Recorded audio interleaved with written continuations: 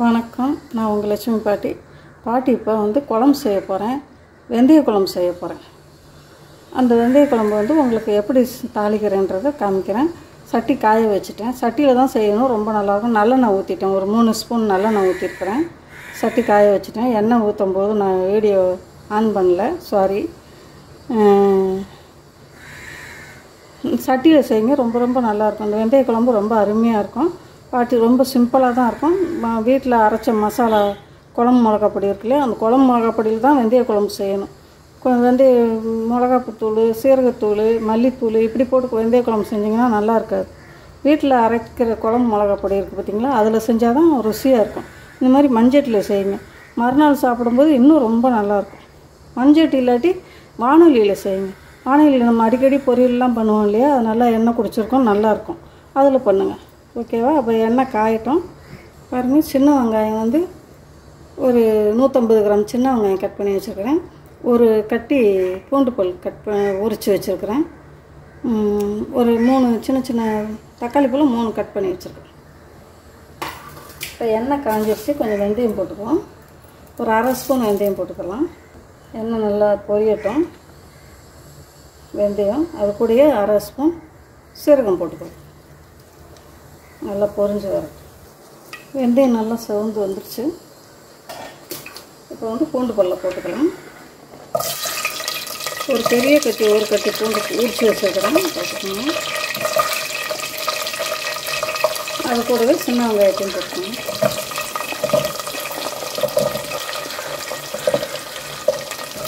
நல்லெண்ணெய் ஊற்றுங்க, ரொம்பவே நல்லாயிருக்கும். நான் நல்லெண்ணெய் தான் ஊற்றிருக்கேன்.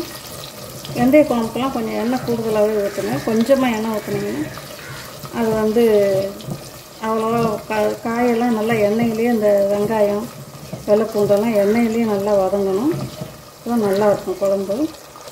பார்த்திங்கன்னா ஒரு 50 கிராம் புளி ஊற வச்சுருக்கிறேன். குழம்புக்கு தேவையான குழம்பு பொடி எடுத்து வச்சுருக்கேன்.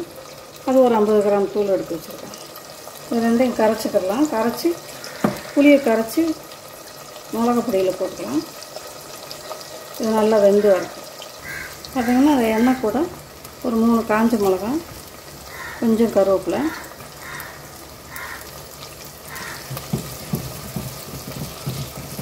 நல்லா அந்த பூண்டும் வெங்காயமும் நல்லா வதங்கி வரணும். ரொம்பவே அருமையாக இருக்கும் அந்த குழம்பு. பழசாக இன்னும் நல்லாயிருக்கும்.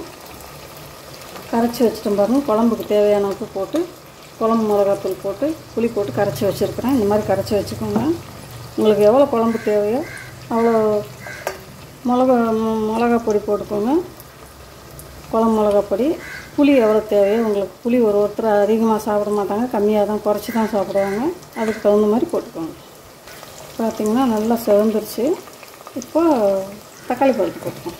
தக்காளி பழமும் நல்லா வெந்து வரணும்.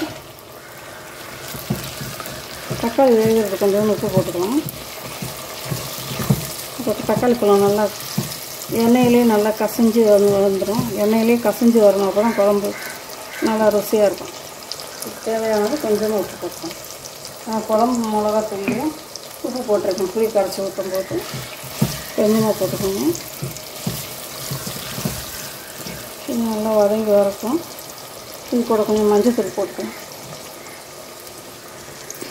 1/4 ஸ்பூன் மஞ்சள் போட்டுக்கோங்க. கட்டி பெருங்காயம் பாட்டி ஊற வச்சு வச்சுருக்கிறேன், அது கொஞ்சம் ஊற்றிக்கலாம்.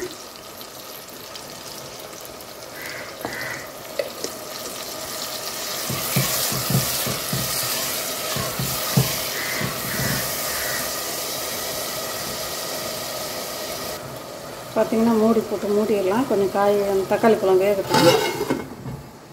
பார்த்திங்கன்னா இந்த அடுப்பில் எடுத்து வச்சிடலாம். வச்சுட்டு இங்கே ஒரு முக்கியமானது வணக்கிடலாம் கையோடு. வேகட்டும், மூடி போட்டு வச்சிடலாம். தக்காளி பழம் இன்னும் நல்லா வெந்து வரல. வானொலி காயட்டும்.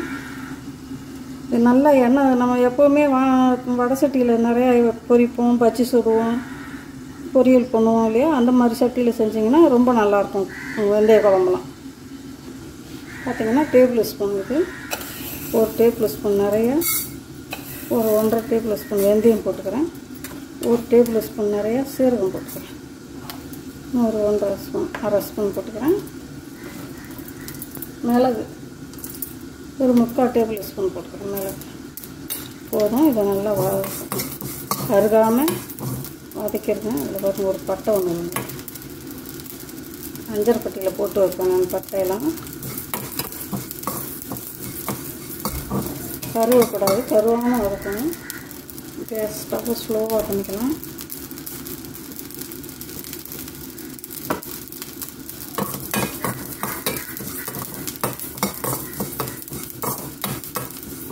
வெந்தயம் நல்லா செவந்து வரணும். அதுக்கு மாதிரி சீரகமாக நல்லா பொரிஞ்சு வரணும். இந்த மாதிரி நிறைய வேணும். காரக்குழம்புகள் எல்லாத்துக்குமே யூஸ் பண்ணலாம். நீங்கள் இந்த மாதிரி வதக்கி வச்சுக்கிட்டிங்கன்னா எல்லா குழம்புக்கும் யூஸ் ஆகும். சாம்பாருக்கு கூட போடலாம். சாம்பாருக்கு இறக்கும்போது போட்டிங்கன்னா நல்லா வாசமாக இருக்கும். இப்போ பார்த்தீங்கன்னா ஸ்டவ் ஆஃப் பண்ணிடலாம். நல்லா செவந்துருச்சு, எல்லாம் பொரிஞ்சு வந்துருச்சு.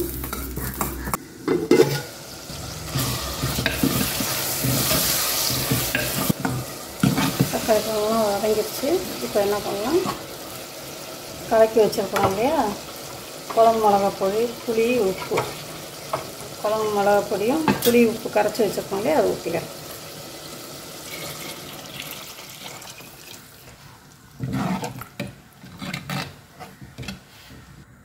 உப்பு கரெக்டாக இருக்கும்.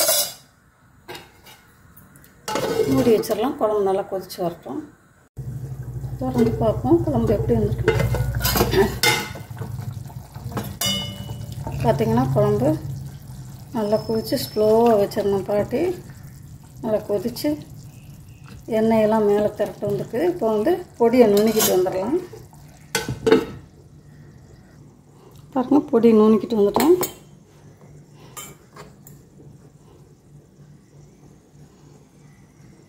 இந்த மாதிரி நுணுக்கிக்கோங்க, நைஸாக நுணுக்கிக்கோங்க. பாருங்கள், எண்ணெயெல்லாம் திரண்டு ஸ்டவ் அந்த மாதிரி ஸ்லோவாக வச்சுட்டிங்கன்னா அது பாட்டு கொதித்து நல்லா வரும். ஸ்டவ்வை குழம்பு நல்லா கொதித்து வரும்போது, நான் பாட்டி எப்போவுமே சொல்கிறது தான், குழம்பு நல்லா கொதித்து வரும்போது ஸ்டவ்வை ஸ்லோ பண்ணிவிட்டு நீங்கள் வேறு வேலை பாருங்கள். அந்த குழம்பு நல்லா எண்ணெயெல்லாம் மேலே திரண்டு நல்லா வெந்து எண்ணெய் மேலே திரண்டு வந்தால் தான் அந்த குழம்பு முழுமையாக ரெடி ஆயிடுச்சுன்னு அர்த்தம். இப்போ பாருங்கள் குழம்பு எப்படி நல்லா திக்காக அவ்வளோ அழகாக வந்துருச்சு. பாருங்கள், எண்ணெயெல்லாம் மேலே திரண்டு வந்துருச்சு. இப்போ இந்த பொடியை போட்டுக்கலாம். எல்லாத்தையும் போடக்கூடாது, அரைச்சது எல்லாத்தையும் ஒரு ஸ்பூன் போடுங்க போதும். போட்டு ரொம்ப நேரம் கொதிக்க விடக்கூடாது. பார்த்திங்கன்னா கொத்தமல்லி தழை போட்டுக்கலாம். எவ்வளோ நல்லா குழம்பு வந்துட்டு பாருங்கள். கொத்தமல்லி தழை அதுக்கு மேலே போட்டு இறக்கிற வேண்டியதான். இந்த குழம்புக்கு ருசியை நல்லா தூக்கி கொடுக்குறதே இந்த வெல்லம் தான். கொஞ்சமாக போட்டுக்கோங்க, கடைசியில் போட்டுக்கோங்க. வெல்லம் வேண்டான்றதுங்க இது ஆப்ஷன் தான் உங்களுக்கு. வெல்லம் போட்டிங்கன்னா நல்லா ருசியாக இருக்கும் குழம்பு. இந்த போட்ட புளி, காரம், உப்பு இதெல்லாம் எடுத்து தூக்கி சுவையை கொடுக்குறது இந்த வெல்லம் தான். போட்டுக்கலாம். கடைசியாக போடுங்க, இறக்கும்போது போட்டிங்கன்னா தான் நல்லாயிருக்கும். பார்த்திங்கன்னா இந்த குழம்பு ரெடி ஆயிடுச்சு. இந்த குழம்பு வீடியோ உங்களுக்கு வெந்தய குழம்பு வீடியோ உங்களுக்கு பிடிச்சிருந்தோன்னா பாட்டிக்கு லைக் பண்ணுங்கள், ஷேர் பண்ணுங்கள், கமெண்ட் பண்ணுங்கள். பாட்டிக்கு மறக்காமல் சப்ஸ்கிரைப் பண்ணுங்கள். இந்த வீடியோ பார்த்துக்கிட்டே இருக்கும்போதே பாட்டிக்கு ஒரு லைக் தட்டி விட்டுருங்க. இந்த வீடியோ இதோடு முடிச்சுக்கிறேன். அடுத்து ஒரு நல்ல வீடியோவில் பாட்டி உங்களை சந்திக்கிறேன். தேங்க்யூ.